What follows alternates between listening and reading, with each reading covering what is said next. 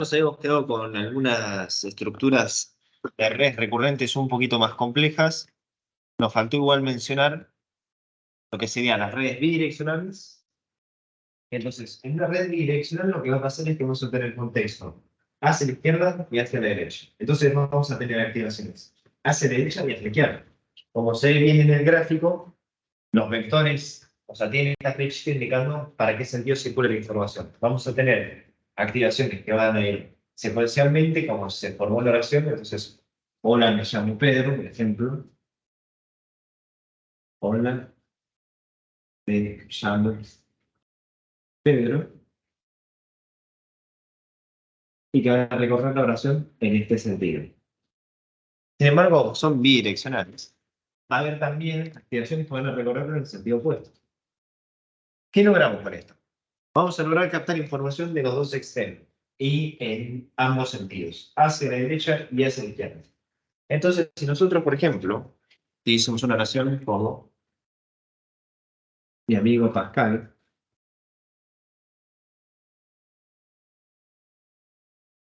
Pascal es un buen hombre.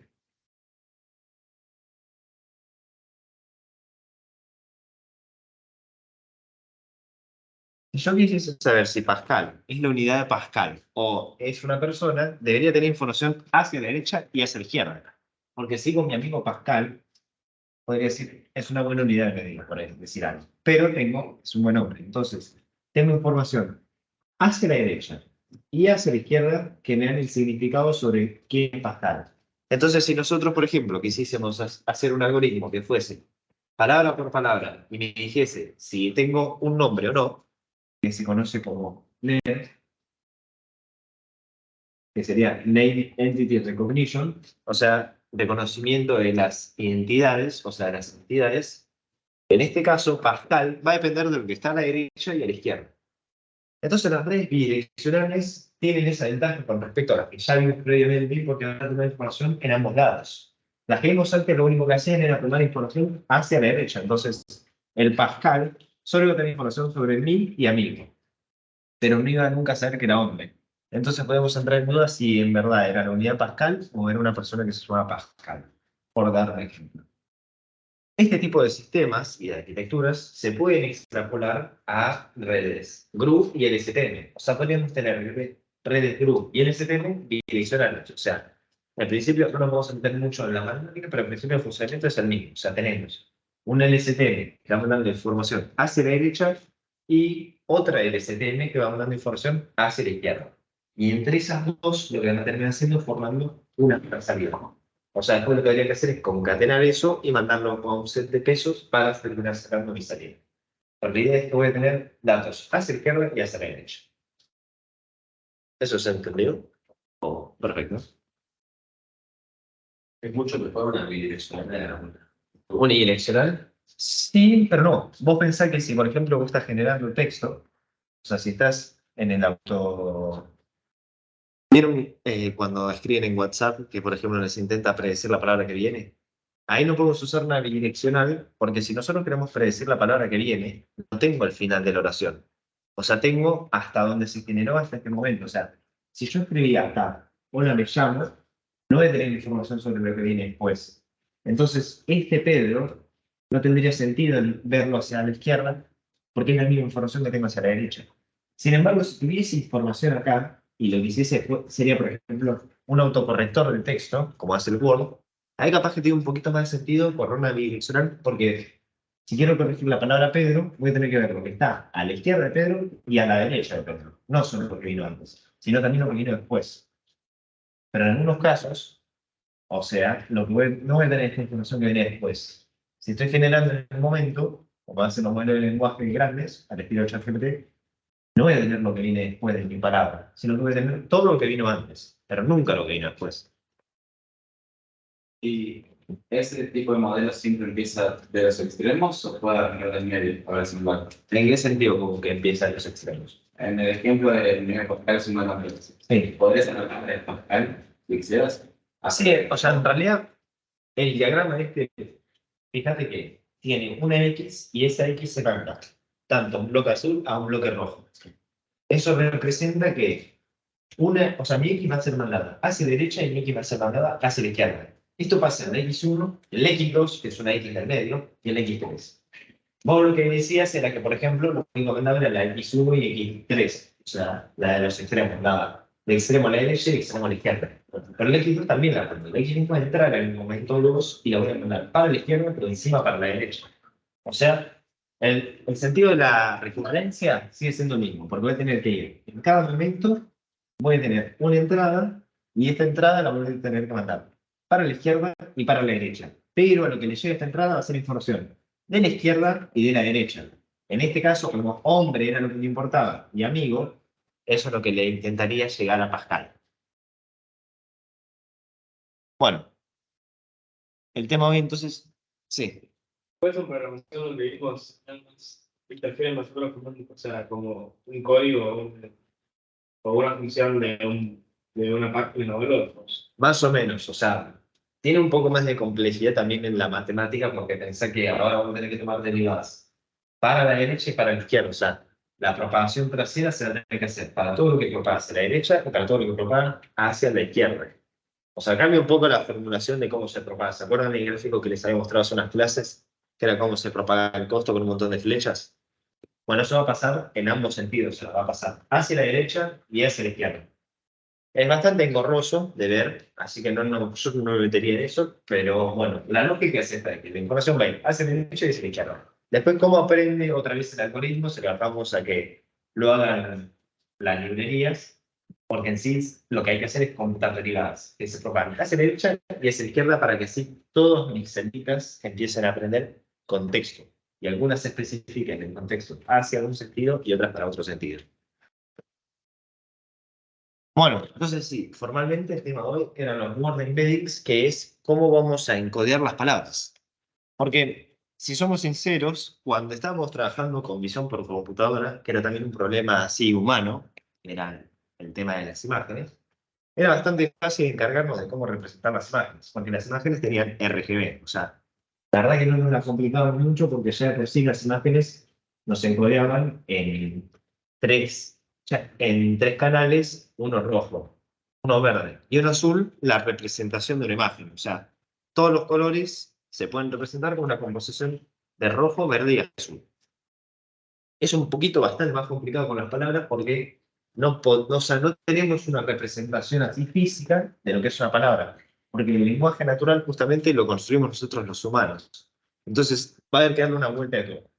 Entonces, los objetivos serían analizar por qué las palabras deben ser números, para empezar, entender cómo funciona un word embedding, que esto es fundamental, y comprender cómo se crea un word embedding. Esta última parte es más que nada no cómo se crea, sino cómo se entrena.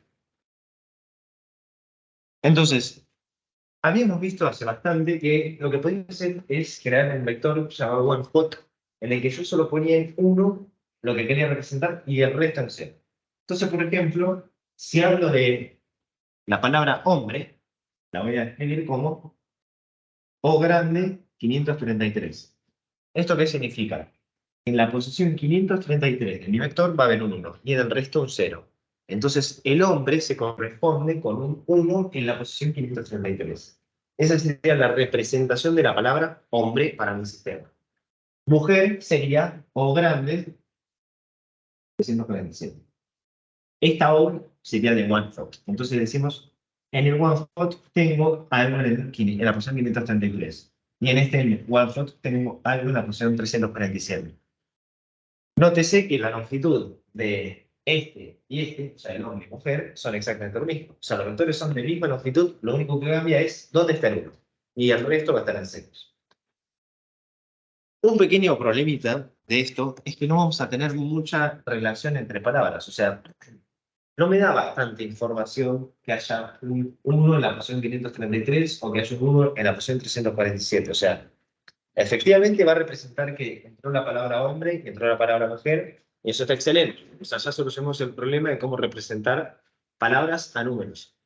Pero queda algo que todavía no logramos captar con esto, y es el contexto. O sea, la palabra hombre representa un 1 en la posición 533, pero no tenemos más que esa información. Entonces, capaz que palabras similares están en posiciones muy diferentes. Entonces, por ejemplo, si yo tenía la palabra chico, capaz que era O grande 223. Porque después de todo esto, one hot se crean a medida que van apareciendo las palabras, o sea, no tienen relación las posiciones. Posiciones cercanas no tienen nada que ver, y posiciones lejanas tampoco, o sea, la posición no significa nada, además de que acá está la palabra. Y eso es un pequeño gran problema porque perdemos bastante información sobre la palabra, o sea, la palabra hombre y amigo, o niño, por ejemplo, en esencia son bastante parecidas, porque todos refieren al sexo masculino, por ejemplo. Como la palabra mujer, reina y princesa, también refieren a lo mismo. Pero en mi entorno one hot puede que no. Es más, muy probablemente no, porque estén en posiciones muy diferentes y además nunca sabría yo en qué posiciones van a estar. O sea, sería bastante engorroso hacer todo un sistema que en base a las posiciones saque las relaciones. Para simplificar las cosas, lo que se termina haciendo es un embedding. Un embedding lo que va a hacer es una tablita en la que cada palabra va a tener una representación numérica con un vector. Pero este vector no va a ser con un 1 y el resto ceros, sino que va a tener números que van a representar diferentes cosas. Entonces, por ejemplo, cuando entre la palabra hombre, vamos a tener que el género es -1, eso significaría que el sexo es masculino, que es humano, o sea, le ponemos un 1, en poder se pone un 0, por ejemplo, porque el hombre como tal no es un hombre que tendría poder. En comida le ponemos un 0 porque el hombre no es comida. ¿Verdad? ¿No entiendes eso? Y caminar es un 1. ¿Por qué? Porque el hombre camina. Ahora nos metemos con mujer. Mujer va a tener género 1, o sea, todo lo opuesto al hombre, porque se supone que es el sexo opuesto. Humano también va a ser 1, o sea, esta información es similar. O sea, tanto el hombre como la mujer son humanos. Eso empieza ya a ser. El poder es 0, porque tanto el hombre como la mujer como tal, no, o sea, en una escala de poder no tendrían poder, simplemente es una persona normal. Comida también es 0, porque ni la mujer ni el hombre son comida, y camina otra vez 1. Porque tanto el hombre como la mujer caminan. ¿Qué pasa? Si yo después lo quiero ver en un gráfico, lo que voy a tener es que representaciones de palabras similares van a estar cerca. Entonces, este se llama un gráfico T-Smith, y lo que deja hacer es que algo de muchas dimensiones, por ejemplo, vectores de 300 dimensiones, o sea, la longitud 300, se representen en una escala bidimensional. Lo que logramos con el TSL es visualizar cómo palabras similares están cerca. Entonces, por ejemplo, hombre, que es el embedding 533, y mujer, que es el embedding 347, están bastante cerquita. O sea, son palabras similares. El hombre y la mujer refieren a cosas similares. Ahora lo comparamos con el embedding de perro y gato, el 367 y 300 y 983. 387 y 983.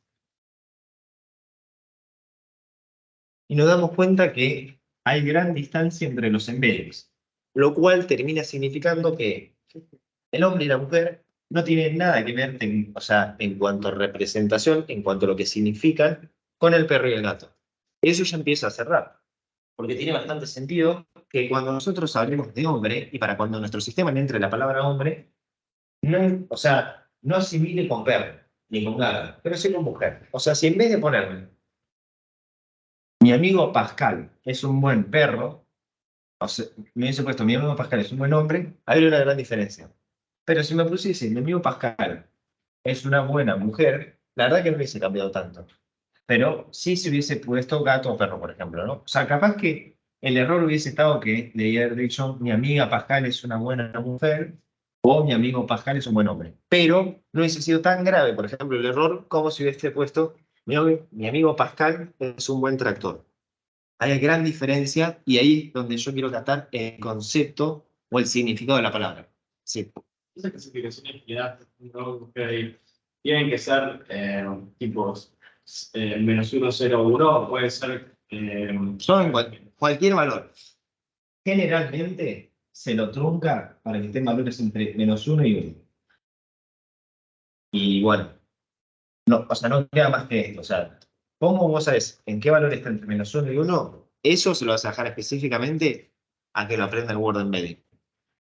Vamos a ver que esto igual no es como tan así. O sea, no va a haber estas columnas y que signifiquen esto. Porque en sí el Word Main se va a entrenar automáticamente. Entonces, él va a terminar creando sus propios rasgos. O sea, no va a haber, por ejemplo, una fila que represente el género y otra que represente si es humano o no. Sino que el Word Main va a aprender sus propias filas que después para nosotros van a ser casi ininterpretables. O sea, va a haber un vector de longitud 300 que va a estar lleno de datos, pero lo importante es que en esencia, palabras similares van a tener vectores similares, que eso es lo que yo quiero lograr. Que palabras similares tengan vectores similares y palabras diferentes tengan vectores diferentes. Y que entonces palabras que concuerden en ciertas cosas tengan esas cosas en común. Entonces, a lo que veníamos es entonces que yo quiero encontrar la similitud entre palabras. Entonces, por ejemplo, ahora en los ejemplos agregamos rey y reina. Rey tendría el género menos uno porque es el mismo género que el hombre. Humana es uno, sigue siendo una persona. En poder le ponemos uno porque, por ejemplo, el rey sería una persona muy poderosa.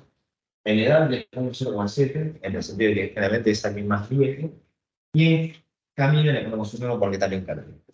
En reina le ponemos un 1 porque es el sexo opuesto del rey. En humano le ponemos un 1 si es el 1. En reina hay un 0,8 de poder. Esto es un valorización. Y en edad es 0,6. Y camina es un 1. Lo importante es que la relación entre hombre y mujer debería ser la misma que entre rey y rey, ¿no? Porque la idea de los word embeddings, un ejemplo muy, o sea, muy renombrado es que hombre a mujer se supone que es lo mismo que rey a reina. ¿Se entiende a lo que se refiere con esto? O sea, la relación entre hombre y mujer debería ser la misma que entre el rey y la reina. Porque estamos más o menos hablando de los mismos casos, pero lo único que cambia es el sexo. El resto se preserva. Porque el rey está por una reina, tiene la misma edad, tiene los mismos rasgos, tiene un hombre, tampoco tiene una mujer, tiene los mismos rasgos, tiene la misma edad, pero lo único que cambia es el sexo entre estas palabras. Y como hay en Estados también. Entonces, la idea sería que la relación entre estos dos vectores sea la misma que entre estos dos vectores. Eso me estaría indicando que mi word embedding representa bien las palabras. Porque la relación entre estas dos es similar a la relación entre estas dos. ¿Eso se entiende? Sí. Ok. Entonces lo que vamos a hacer es una recta. Vamos a hacer la recta entre el embedding de hombre, el embedding de hombre, que en realidad sería el embedding 533, menos el embedding de mujer. Esto sería el 347. Esto debería ser técnicamente lo mismo, según lo que acabamos de definir, a el embedding 256, que sería el del rey, menos el embedding 876, que sería el de la reina. O sea, la diferencia entre el hombre y la mujer debería ser la misma que entre el rey y la reina. Eso es lo que intentaríamos lograr. Entonces, ¿qué hacemos? Digamos que, por ejemplo, nosotros no tenemos la palabra y no tengo la palabra, en este caso sería la palabra reina. O sea, este es 876 es una. Y tengo un inglés. Entonces, yo quiero saber, por ejemplo, ¿qué palabra tiene la misma relación con rey como la tiene hombre y mujer? ¿No? ¿Se entiende eso? O sea, si yo logro acá encontrar la palabra reina, mi algoritmo lo logró. ¿Por qué? Porque logró encontrar que la palabra, que la relación entre rey y reina es lo mismo que entre hombre y mujer. Si me tira otra palabra, si me tira plato, no estaría entendiendo nada, porque la relación entre rey y plato no es la misma que entre hombre y mujer. O sea, no tendría nada que ver el rey con el plato, como lo tienen que ver el rey y la reina. Ahí es donde entra la lógica, y ahí lo que hacemos es, planteamos todo como si tuviésemos que explicar EX. Entonces, EX lo único que va a hacer es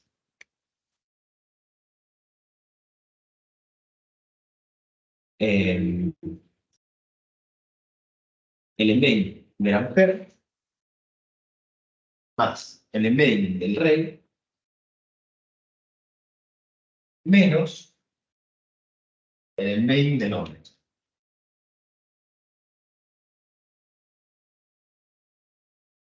¿Se entiende dónde salió toda esa cuenta? Lo único que pasó es este sumando y este restando.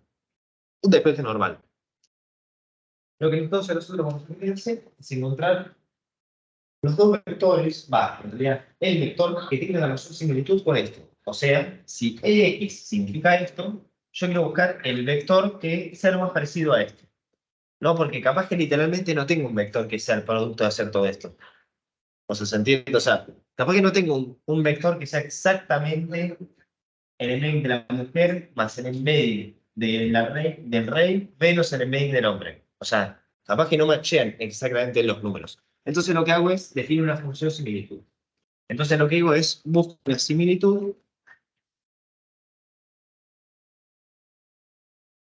entre un vector X, que es el que voy a estar buscando, o sea, voy a probar para todo mi vocabulario, para todos mis vectores, y todo esto, que lo vamos a anotar como A mayor. La similitud entre X y A la voy a querer maximizar, porque esto significa que A, que vendría siendo todo esto, que debería ser el vector que yo estoy buscando, es muy parecido al vector que acabo de encontrar. ¿Se entiende eso? Entonces, bueno, lo único que hago es, como el argmax, que sería entonces, yo computo la similitud para todas mis palabras de vocabulario y tomo la que tenga mayor similitud. O sea, la que produzca la mayor similitud entre X y A, ¿no? ¿Cómo se define la similitud? Como esta cuenta, no nos vamos a meter mucho en la cuenta, es simplemente un producto entre vectores. Tenemos entonces la similitud entre V, entre el vector U y el vector V, es igual a el vector U transpose. ¿Se acuerdan lo que era hacer el transpose de un vector? Era invertir las dimensiones. Entonces el vector era vertical, ahora es horizontal, por el vector V normal, esto es un producto punto, más, sobre la L2 del vector U más la L2 del vector V. La L2 a lo único que refiere es a elevar al cuadrado cada uno de los elementos y después se toma la raíz cuadrada. No va más cosa. El chiste es que esta función similitud a veces se la llama función coseno porque lo que termina haciendo es calcula el coseno entre el vector U y V. No vamos a meter mucho en la cuenta. La cuenta es esa y se puede hacer fácilmente con un pack.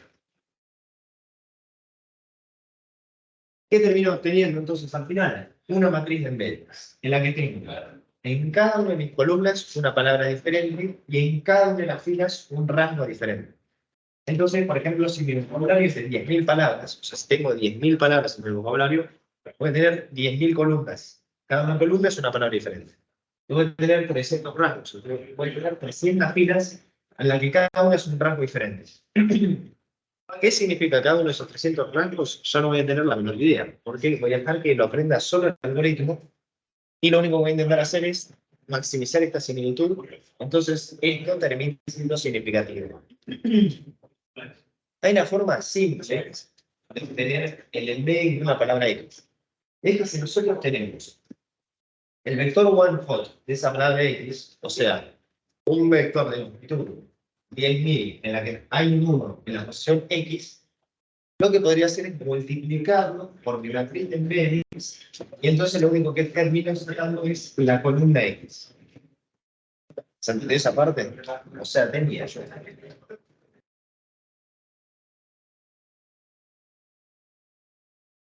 una matriz en la que yo solo quiero sacar la columna X. Lo que hago entonces es, lo multiplico por un vector one hot, que en sí lo que tiene es todo 0, un 1 en la posición X y el resto 0.